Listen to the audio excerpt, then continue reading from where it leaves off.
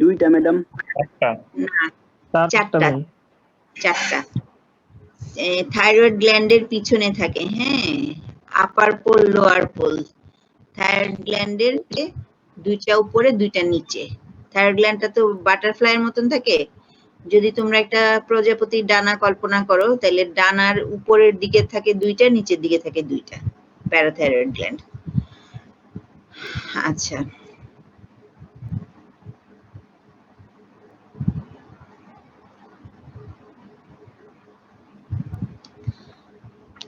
normally there are 4 parathyroid glands in human being. They are located immediately behind the thyroid gland, one behind each of the upper and each of the lower poles of the thyroid gland. Each parathyroid gland is about 6 mm long, 3 mm wide and 2 mm thick. Removal of half of the parathyroid glands usually causes little physiologic abnormality. Removal of 3 of the 4 normal glands causes transient hypoparathyroidism, but even a small quantity of remaining parathyroid tissue is capable of hypertrophying to perform the function of all the glands. যদি তিনটাও remove করে ফেলা হয়, বাকি একটা হাইপারট্রফিড হয়ে তারা normal activities চালানোর মতন ওই পরিমাণ হাইপারট্রফি হয়। আচ্ছা, প্যারাথাইরয়েড গ্ল্যান্ডের সেলের নাম হলো চিফ সেল। চিফ সেল থেকে সিক্রেট হয় প্যারাথরমোন। এছাড়া আরো কিছু অল্প সংখ্যক সেল থাকে, তার নাম হলো অক্সিফিল সেলস। এই অক্সিফিল সেলগুলা আসলে তেমন কিছু সিক্রেট করে না, এবং এটা মনে করা হয় যে চিফ সেল মডিফাইড হয়ে বা ডিপ্লেটেড হয়ে তখন অক্সিফিল সেল তৈরি করে। তাহলে প্যারাথাইরয়েড গ্ল্যান্ডের মেইন সেলের নাম কি? Chief cell. সেটা থেকে সিক্রেট হয় প্যারাথরমোন। আর এছাড়া আর অল্প সংখ্যক যে সেল থাকে তার নাম হলো অক্সিফিল সেল। সেই সেল থেকে কোনো কিছু সিক্রেটেড হয় না, তার ফাংশন জানা যায় নাই। আর ধারণা করা হয় যে চিফ সেলটা মডিফাইড বা ডিপ্লেটেড হয়ে অক্সিফিল সেল তৈরি করে। প্যারাথরমোন একটা পলিপেপটাইড চেইন, এটার 84 অ্যামাইনো অ্যাসিড থাকে, মলিকুলার ওয়েট হলো 9500। Parathormone is essential for life. It controls extracellular calcium and phosphate concentration. Extracellular calcium এবং phosphate concentration মেইনটেইন করার জন্য যে মেইন হরমোন সেটা হলো প্যারাথরমোন। প্যারাথরমোন আমাদের তিনটা অর্গানের উপরে কাজ করে। একটা হলো বোন, আরেকটা হলো কিডনি, আরেকটা ইন্টেস্টাইন। শোনা যাচ্ছে? জি ম্যাডাম। আচ্ছা, তাহলে প্যারাথরমোন তিনটা অর্গানের উপরে কাজ করে। তিনটা অর্গানের উপরে তার তিনটা ভিন্ন ভিন্ন কাজ। বোনের উপরে কাজ করে ক্যালসিয়াম রিজার্ভ করে, তারপরে কিডনির উপরে হলো কাজ করে ক্যালসিয়ামের এক্সক্রিশন করে, আর ইন্টেস্টাইনের উপরে কাজ করে helps in absorption of calcium from intestine. তাইলে তোমার কিডনি থেকে হলো রিঅ্যাবজর্পশন করে। Parathormone decreases the calcium excretion and increase phosphate excretion by the kidney. তাহলে কিডনিতে হলো এক্সক্রিশনটা কমায়, দ্যাট মিন্স কিডনিতে হলো রিঅ্যাবজর্পশন করে, আর বোনের থেকে করে রিজর্পশন। রিজর্পশন কথাটার মানে হলো উইথড্র করা, ঠিক আছে? রিঅ্যাবজর্পশন আর রিজর্পশন দুইটাই কিন্তু আলাদা কথা।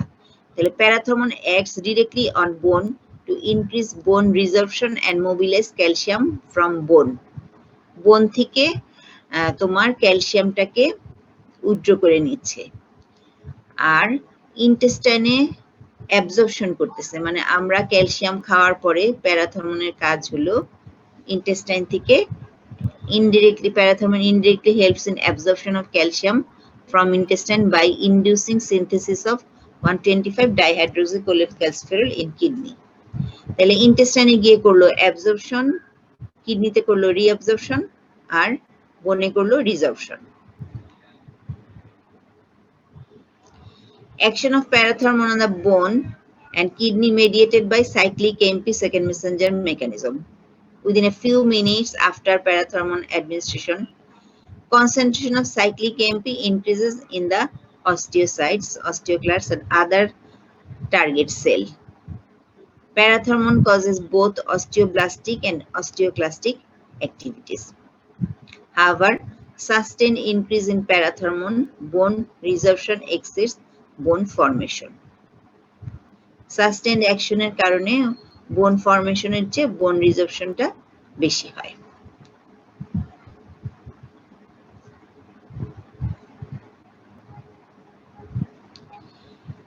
প্যারাথরমোনের সিক্রেশনটা কিভাবে রেগুলেটেড হয়? Ionized calcium acts directly on parathyroid glands to regulate the secretion of parathormone.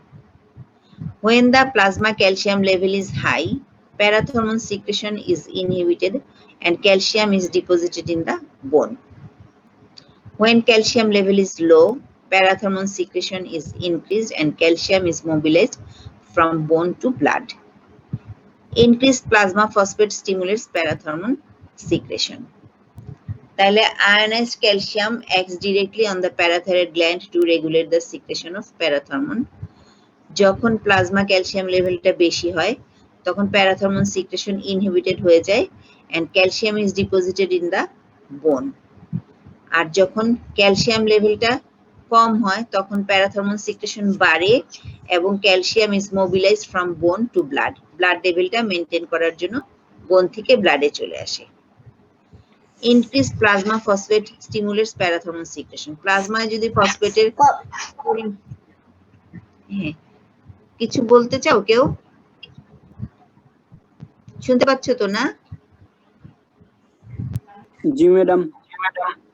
আচ্ছা, ইনক্রিজ প্লাজমা ফসফেট তাহলে আমরা পড়তেছি প্যারাথরমোনের রেগুলেশন অফ সিক্রেশন। যে প্যারাথরমোনটা কিভাবে তোমার এই প্যারাথরমোনের সিক্রেশনটা কিভাবে রেগুলেটেড হয়। ক্যালসিয়াম লেভেল কমে যখন বাড়ে তখন প্যারাথরমোন সিক্রেশনটা ইনহিবিটেড হয় আর ক্যালসিয়াম লেভেল কমে গেলে প্যারাথরমোন সিক্রেশন বাড়ে। Calcium metabolism. Normal plasma concentration of calcium থাকে হলো 9.4 মিলিগ্রাম পার ডেসিলিটার অথবা 2.4 millimole per litre. Distribution of calcium in plasma. Calcium in plasma is present in three forms. Calcium plasma তিনটা ফর্মে থাকে। 41% থাকে হলো combined with plasma protein and is non-diffusible through the capillary membrane. Non-diffusible forme থাকে। 9% of calcium is diffusible through the capillary membrane but is combined with anionic substance. Remaining 50% of the calcium in the plasma is diffusible through the capillary membrane and is ionized. তাহলে ionized calcium হলো 50% আর বাকি 50% থাকে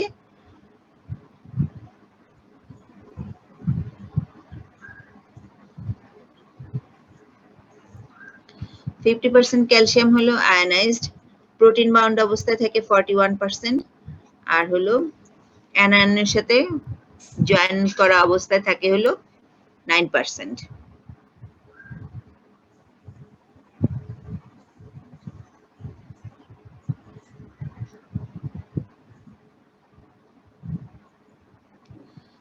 আমাদের ক্যালসিয়ামের intact 1000 milligram per day. এটা তোমার absorption হবে 350 milligram per day. Extracellular ফ্লুইডে যাবে অ্যাবজর্পশন হয়ে, ফিসেস দিয়ে বের হয়ে যাচ্ছে 900 milligram per day. Extracellular fluid আর সেলের মধ্যে ইন্টারচেঞ্জ হয়ে সেলে থাকতে 1300 মিলিগ্রাম আর এক্সট্রাসেলুলার ফ্লুইডে সেলে হলো 13000 আর এক্সট্রাসেলুলার ফ্লুইডে 1300 মিলিগ্রাম। ফ্লুইড থেকে এক্সট্রাসেলুলার ফ্লুইড থেকে যাচ্ছে বোনে। বোনে ক্যালসিয়ামের পরিমাণ কত দেখো, 10 লাখ মিলিগ্রাম। ঠিক আছে, এখান থেকে এক্সট্রাসেলুলার ফ্লুইড থেকে ডেইলি যাচ্ছে 500 মিলিগ্রাম, আবার বোন থেকে ডেইলি রিজর্পশন হচ্ছে 500 মিলিগ্রাম। বোন থেকে রিজর্পশন হয়ে এক্সট্রাসেলুলার ফ্লুইড আসে, এক্সট্রাসেলুলার ফ্লুইড থেকে ইন্টেস্টাইনে চলে আসে ইন্টেস্টাইনের থেকে ফিসেস দিয়ে বের হয়ে যায়।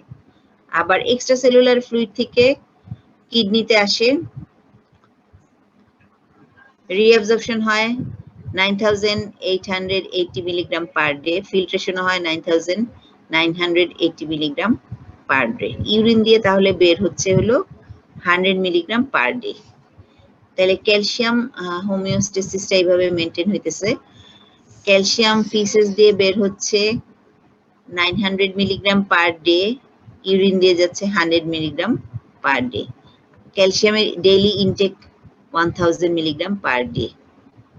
তাহলে দেখো যা খাচ্ছি সেটা কিছুটা অ্যাবজর্ব হচ্ছে, এক্সট্রাসেলুলার ফ্লুইডে যাচ্ছে, সেখান থেকে বনে যাচ্ছে, বনে গিয়ে জমা হইতেছে, বন থেকে আবার রিজর্পশন হচ্ছে, তারপরে কিডনি দিয়ে রিঅ্যাবজর্পশন হচ্ছে, ফিল্ট্রেশন হয়ে এক্সট্রাসেলুলার ফিল্ট্রেশন হয়ে কিডনিতে আসতেছে, আবার রিঅ্যাবজর্ব করতেছে। তাহলে ফিল্ট্রেশন হয়েছিল 9980, রিঅ্যাবজর্ব হয়ে গেল 9880। ঠিক আছে, ফিল্ট্রেশন থেকে রিঅ্যাবজর্পশন 100 মিলিগ্রাম কম, সেই 100 মিলিগ্রাম ইউরিন দিয়ে বের হয়ে গেল। আর সেলে টোটাল ক্যালসিয়ামের পরিমাণ হলো 13000 মিলিগ্রাম আমাদের বডির সেলে। তাহলে it is the overview of calcium exchange between different tissues compartment in a person ingesting 1000 milligram of calcium per day. Note that most of the ingested calcium is normally eliminated in the feces, although the kidneys have the capacity to excrete large amounts by reducing tubular reabsorption of calcium.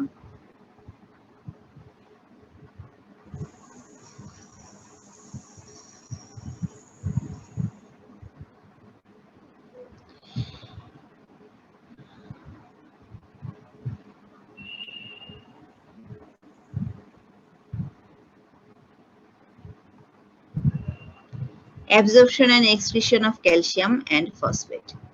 Intestinal absorption and fecal excretion of calcium and phosphate. Usual rate of intake হলো 1000 milligram per day. মানে আমরা usually calcium কতটুকু খাই প্রতিদিন? তাহলে প্রতিদিন আমাদের calcium, হ্যাঁ 1000 মিলিগ্রাম পার ডে। 1000 মিলিগ্রাম খাই, আবার 1000 মিলিগ্রাম বের হয়ে যায়। Each for calcium and phosphate in 1 liter of milk. 1 litre milk যদি খাওয়া হয় তাহলে আমাদের ধরে নিতে হবে যে 1000 মিলিগ্রাম ক্যালসিয়াম খাওয়া হয়েছে। তাহলে আমাদের দুধ খাওয়াটা খুব জরুরি, হ্যাঁ, ক্যালসিয়ামের লেভেলটা মেনটেন করার জন্য। দুধ, ছোট মাছ, যেগুলো ক্যালসিয়াম সমৃদ্ধ খাবার, ওগুলো আমাদেরকে নিয়মিত খেতে হবে। কারণ ক্যালসিয়ামের অভাব হলে তোমার বোন দুর্বল হয়ে যাবে, দাঁত উইক হয়ে যাবে। তারপরে ক্যালসিয়াম তো আমাদের একটা ইম্পর্টেন্ট ক্লটিং ফ্যাক্টর, তারপরে নার্ভ ইম্পালস কন্ডাকশনে হেল্প করে। তাহলে ক্যালসিয়াম আমাদের বডির নর্মাল অ্যাক্টিভিটিস এর জন্য খুবই জরুরি একটা আয়ন। ঠিক আছে, এই জন্য এটার লেভেল আমাদের মেনটেন করতে হবে। Calcium ions are poorly absorbed from intestine.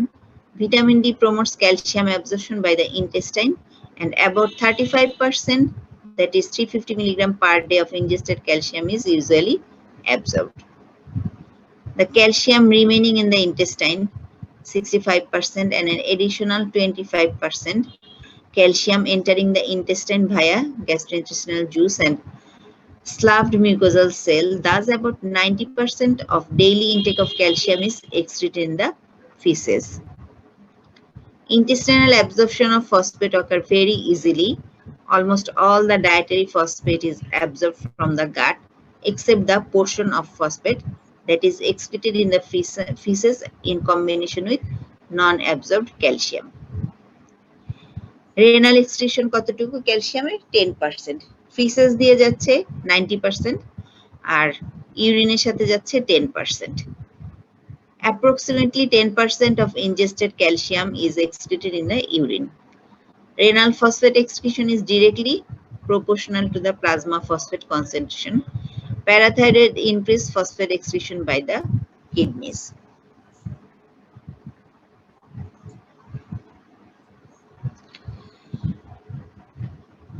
Function of calcium কি? About 99% of the body calcium occurs in bones. The rigidity of bones depends on the calcification of connective tissue. আমাদের connective টিস্যুর calcification কতটুকু হচ্ছে সেটা দিয়ে আমাদের বোনের রিজিডিটিটা ডিপেন্ড করে। Calcium promotes excitation, contraction, coupling in skeletal, cardiac and smooth muscle. তাহলে মাসল কন্ট্রাকশনের জন্য ক্যালসিয়াম প্রয়োজন। Calcium is required for several stages of blood clotting, যেটা তোমাদের একটু আগে বললাম যে ব্লাড ক্লটিং এর জন্য ক্যালসিয়াম দরকার হয়, মাসল কন্ট্রাকশনের জন্য ক্যালসিয়াম দরকার হয়, বোনের রিজিডিটি বাড়ানোর জন্য ক্যালসিয়াম দরকার হয়। Calcium is required for release of neurotransmitter from synaptic vesicle. Synaptic vesicle থেকে নিউরোট্রান্সমিটার রিলিজ করার জন্য ক্যালসিয়াম দরকার হয়, that means nerve impulse conduction. Calcium is required for secretion from the adrenal medulla, beta cells of pancreatic islets, follicle stimulating hormone from adenohypophysis, and ADH from neurohypophysis. এই প্রতিটা জিনিস সিক্রেশনের জন্য calcium প্রয়োজন। Synthesis of nucleic acids and protein requires calcium. Nucleic acid এবং protein সিনথেসিসের জন্য calcium দরকার হয়। Calcium stabilises cell membrane. Cell membrane স্ট্যাবিলিটির জন্য ক্যালসিয়াম প্রয়োজন।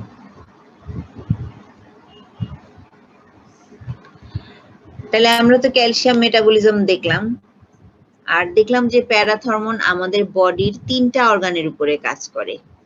কোন 3টা অর্গানের উপরে কাজ করে প্যারাথর্মোন? ম্যাডাম বোন, ইন্টেস্টাইন এন্ড কিডনি। হ্যাঁ, বোনে কি করে প্যারাথর্মোন? ক্যালসিয়াম অ্যাবজর্পশন ইনক্রিজ করে। হ্যাঁ, রিজর্পশন মানে হলো উইথড্রয়াল। ইন্টেস্টাইনে কি করে? ইন্টেস্টাইন ম্যাডাম অ্যাবজর্পশন করবে ম্যাডাম ক্যালসিয়াম। হ্যাঁ, আর কিডনি থেকে রিঅ্যাবজর্পশন, রিটেনশন করবে, ক্যালসিয়াম রিটেনশন করবে। রিঅ্যাবজর্পশন বলবো আর কি, ঠিক আছে? তাহলে দেখো আমরা দেখলাম প্যারাথর্মোন 3টা অর্গানের উপরে কাজ করে। এখন আমরা দেখব ক্যালসিয়াম মেটাবলিজমের জন্য 3টা হরমোন দরকার, ঠিক আছে?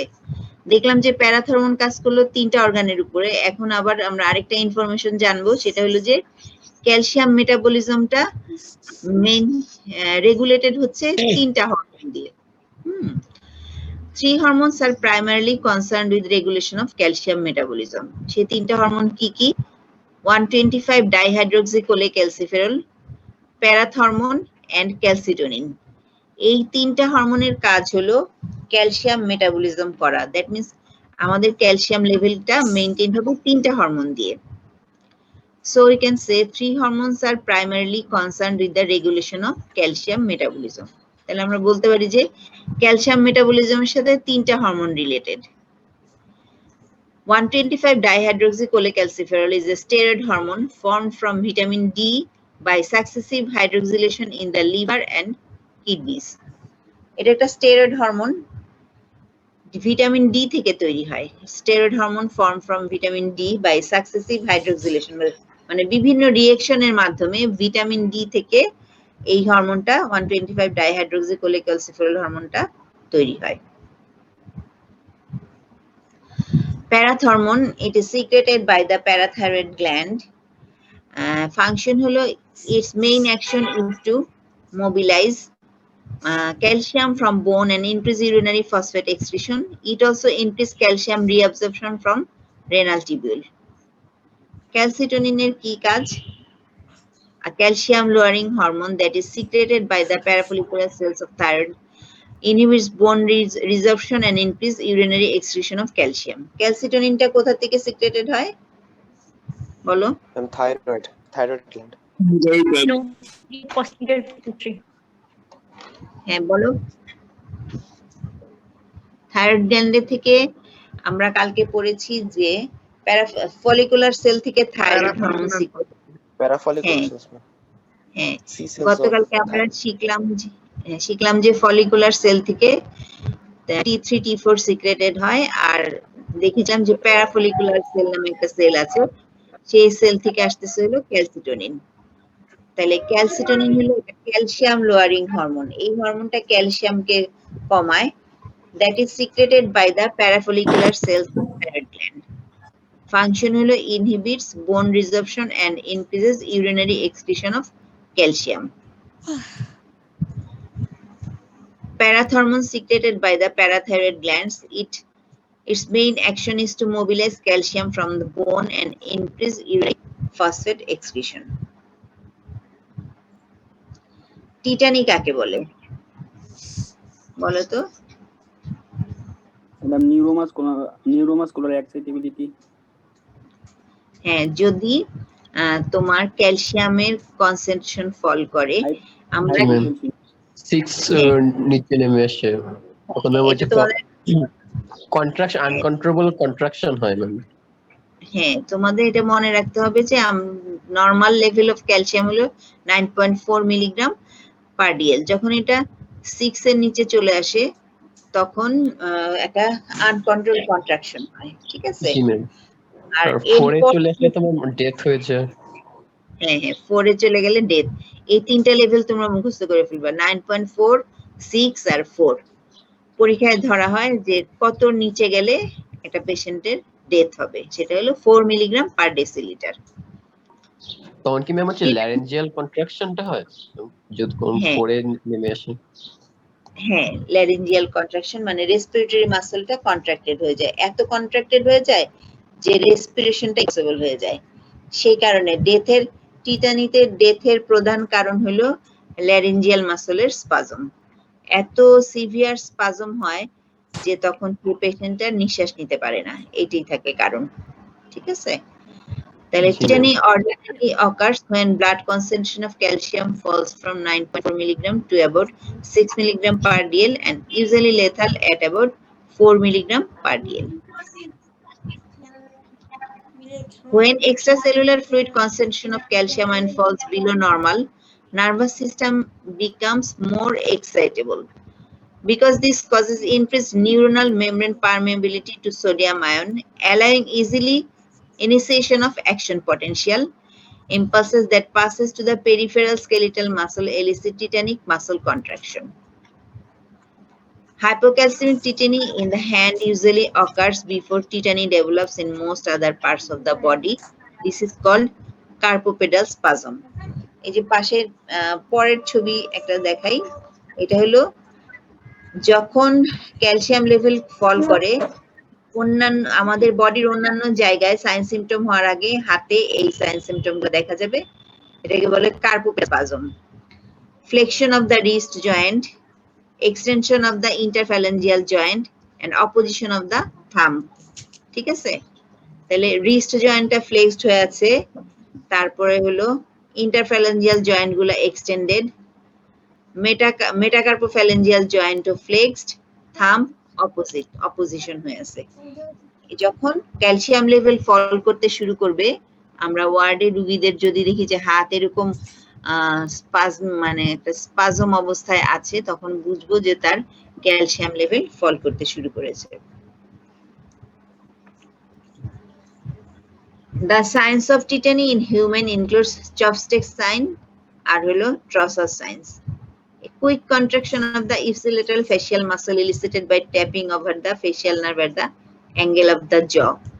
যদি তোমরা ছোট হ্যামার দেখছো না, নিজার করার জন্য যে প্র্যাকটিক্যালি হ্যামার ব্যবহার করা হয়, সেটা দিয়ে যদি আমাদের জয়ের যেখান দিয়ে ফেশিয়াল নার্ভটা পাস করেছে সেখানে ট্যাপিং করা হয়, তখন ইপসিলেটারাল ফেশিয়াল মাসল এলিসিটেড তোমার ফেশিয়াল মাসলের কন্ট্রাকশন হবে, এটাকে বলে চপস্টিক সাইন। একজন সায়েন্টিস্টের নাম অনুসারে এই সাইনটা। আর Trossard sign হলো spasm of the muscles of upper extremity that causes flexion of the wrist and thumb with extension of the fingers. এই যে যেটাকে আমরা কার্পোপেডাল স্পাজম বললাম, সেটা হলো Trossard signs। এটা ক্যান হলো যখন extracellular fluid concentration of calcium ion falls below normal, calcium আয়নটা যখন নরমালের চেয়ে কমে গেল, নার্ভাস সিস্টেমটা more excitable হয়ে যায়। Because this causes increased neuronal membrane permeability to sodium ion. Sodium ioনের permeability বাড়ে, allowing easy initiation of action potential. Impulses that pass to the peripheral skeletal muscle elicit tetanic muscle contraction. And hypocalcemic tetany in the hand usually occurs before tetany develops in most other parts of the body. আমাদের অন্যান্য বডির অন্যান্য জায়গায় এই sign মানে কোনো কিছু develop করার আগে হাতে আমরা এই সাইনটা দেখতে পাবো। এটা হলো ট্রাসাস সাইন।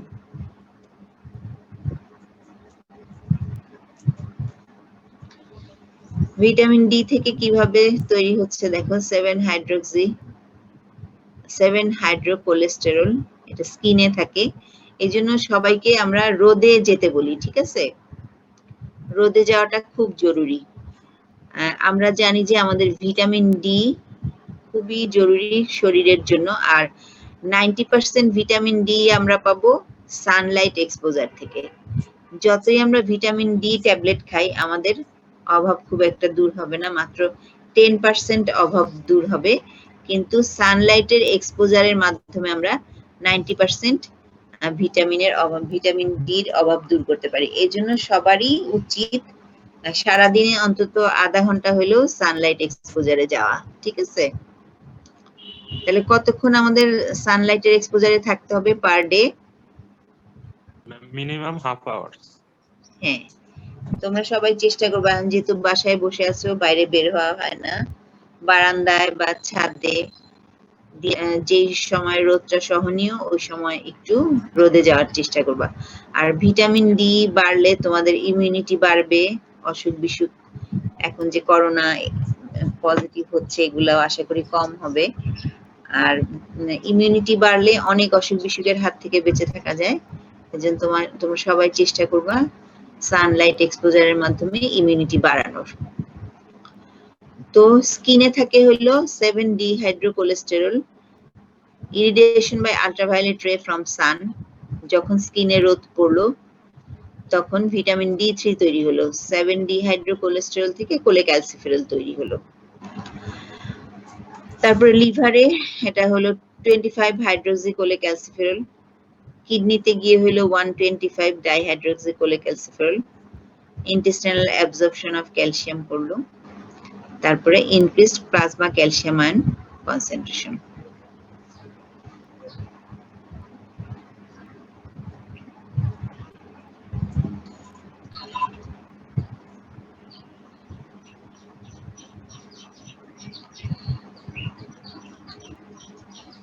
আচ্ছা, এটা আমাদের last slide, calcitonin. It is a peptide hormone synthesized and secreted by the parafollicular cells or C cells of thyroid gland and lying in the interstitial fluid between the follicles of the thyroid gland. তাহলে এটা কোথায় থাকে? It is lying in the interstitial fluid between the follicles of the thyroid gland. Thyroid গ্ল্যান্ডের যে ফলিকুলগুলো কালকে তোমাদের ছবি দেখিয়েছি, সেই ফলিকুলের মাঝখানে থাকে হলো সি সেল অথবা প্যারাফলিকুলার সেল। এদের ফাংশন কি? It lowers the calcium and phosphate level in blood. ব্লাডে ক্যালসিয়াম এবং ফসফেট লেভেল কমাচ্ছে। It exerts its calcium lowering effect by inhibiting bone resorption. Calcitonin inhibits the osteoclastic activity. It also increases calcium excretion in the urine. তাহলে দেখো আমরা মোটামুটি যা জানলাম যে প্যারাথরমোন সিক্রেটেড হয় প্যারাথাইরয়েড গ্ল্যান্ড থেকে, আর এই প্যারাথরমোন তিনটা জায়গার উপরে কাজ করে, বোন, কিডনি এবং ইন্টেস্টাইন। আর এই তিনটা অর্গানের উপরে কাজ করে মেইনলি ক্যালসিয়াম মেটাবলিজম করার জন্য। তখনই প্রশ্ন আসবে যে তাহলে ক্যালসিয়াম মেটাবলিজম আর কোন হরমোন করতেছে? সেটা হলো প্যারাথরমোন, 125 ডাইহাইড্রোক্সিকোলেক্যালসিফেরল এবং ক্যালসিটোনিন। এই তিনটা হরমোনে আবার আমাদের মনে রাখার একটা বিষয় হলো যে ক্যালসিটোনিনটা ক্যালসিয়াম লেভেল কমায়, কিন্তু প্যারাথরমোন এবং 125 ডাইহাইড্রোক্সিকোলেক্যালসিফেরল ক্যালসিয়াম লেভেল বাড়ায়। ঠিক আছে, তাহলে আমরা এইভাবে তিনটা করে জিনিস দিয়ে মনে রাখতে পারি যে ক্যালসিয়াম মেটাবলিজমের সাথে তিনটা হরমোন রিলেটেড, হ্যাঁ, আর প্যারাথরমোনের আবার তিনটা অর্গানের উপরে কাজ। আবার এই তিনটা হরমোনের আবার দুইটা গ্রুপে বিভক্ত, যে ক্যালসিটোনিন হলো ক্যালসিয়াম লেভেলকে কমায়, আর 125 ডাইহাইড্রোক্সিকোলেক্যালসিফেরল এবং প্যারাথরমোন হলো ক্যালসিয়াম লেভেল বাড়ায়। তাহলে ক্যালসিয়াম লেভেল কমায় কোন হরমোন? বলো। আর ক্যালসিটোনিন হ্যাঁ ক্যালসিটোনিন হলো ক্যালসিয়াম লেভেল কমাচ্ছে। আর বাড়াবে কে? কোন কোন hormone? Madam activated vitamin D3 আর ম্যাম হচ্ছে প্যারাথরমোন প্যারাথাইরয়েড। হ্যাঁ প্যারাথাইরয়েড গ্ল্যান্ড থেকে যে হরমোন আসে তাকে বলছে প্যারাথরমোন। আচ্ছা এখন বলো তো নরমাল কত ক্যালসিয়ামের normal level? 9.4 9.4 milligram per milligram per dl. Range বললে কি 9 to 11 বলবো? এটা কোথায় পেয়েছো বইয়ে? এক সিনিয়র বলেছিলেন আমাকে। না বইয়ে দেখো, গাইটনে দেখো, বইয়ের রেফারেন্স দিও। হ্যাঁ লেকচার বা সিনিয়রের রেফারেন্সে হবে না, তোমরা হলো গাইটন দেখবা। গাইটন বা জ্ঞাননে যদি পাও তাহলে রেফারেন্সটা দিতে পারবা। ওকে ঠিক আছে? হ্যাঁ কারণ পরীক্ষার হলে গাইটনের রেফারেন্স দেওয়াটাই সবচেয়ে ভালো। তুমি সিনিয়র বা লেকচার বললে তখন বলবে যে ওগুলোর তো কোনো অথেন্টিসিটি নাই। আচ্ছা আমরা